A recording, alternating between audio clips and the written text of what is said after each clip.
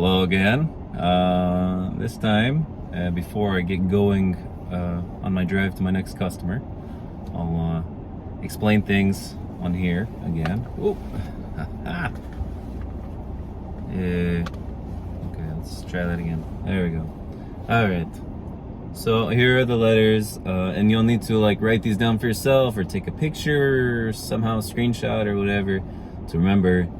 But let's go over the letters so far, and then I'll introduce new letters. So Aleph, Bet, Gimel, Dalet, Hey, Vav, Zayin, Chet, Tet, Yud, Kaf, or a lot of Israelis say Chaf, so maybe I'll say Chaf, okay? Lamed, okay, there we go. And Mem and Nun. So Lamed, Mem, Nun. These are the new ones. And there's also, I told you already about Chaf Sofit. So that's Kaf when it comes at the end of a word.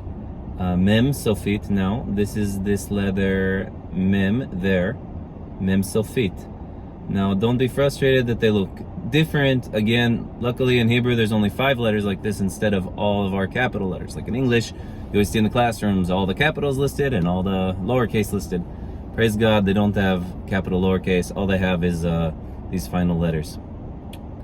So Chaf Sofit, which is again, that's this letter at the end of a word, and then Mem Sofit, and then Nun Sofit. So Nun. So Lamed sounds like L as in Lima, or lime, or lemon.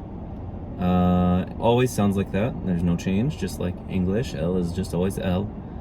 Mem also always sounds like M, as in mama, or mim, or Mike. And Nun, so here's Nun Sofit, so at the end of a word. And here's Nun normal. And again, it's not super important, I don't know, you don't have to get crazy about this. Notice that Nun can be confused with Chaf, especially when you're first learning Hebrew, because if this one accidentally gets too long or that one gets too short when you're writing it, then it's easy to get confused. In the Bible, it's a little more clear, and we'll take a look at those characters, like how it looks in print, as we call it, later. So this is this, but I just want you to know how to write it.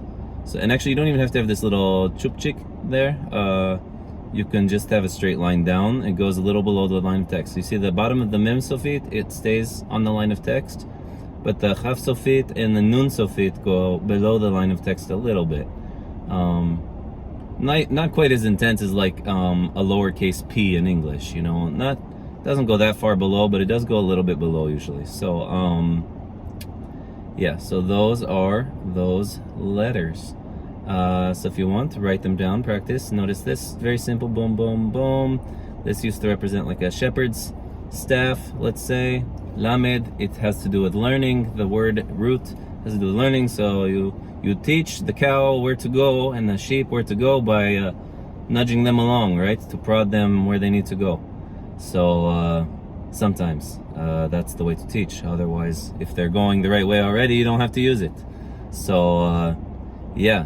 And then Mem, actually fun fact, the letter M in English more accurately represents the ancient form that those Canaanite miners were using. It was a hieroglyph in Egyptian that represented water, so it's the squiggly lines to represent the way water runs.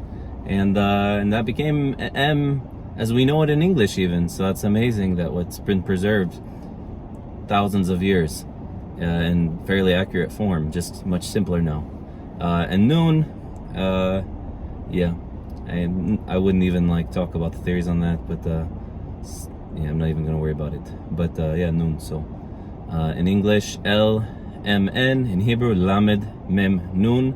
And again, the song, Aleph, Bet, Vet, Aleph, Bet, Vet, Gimel, Dalet, Hey, Gimel, Dalet, Hey, Vav, Zayin, Chet, Tet, Vav, Zayin, Chet, Tet, Yud, Kaf, Chaf, Yud, Kaf, Chaf, because there's 2 different pronunciations, remember? K and Ch. Lamed, Mem, Nun, Lamed, Mem, Nun. So that's the new part of the song. Yeah, so remember, so far we have beit and kaf can change sounds.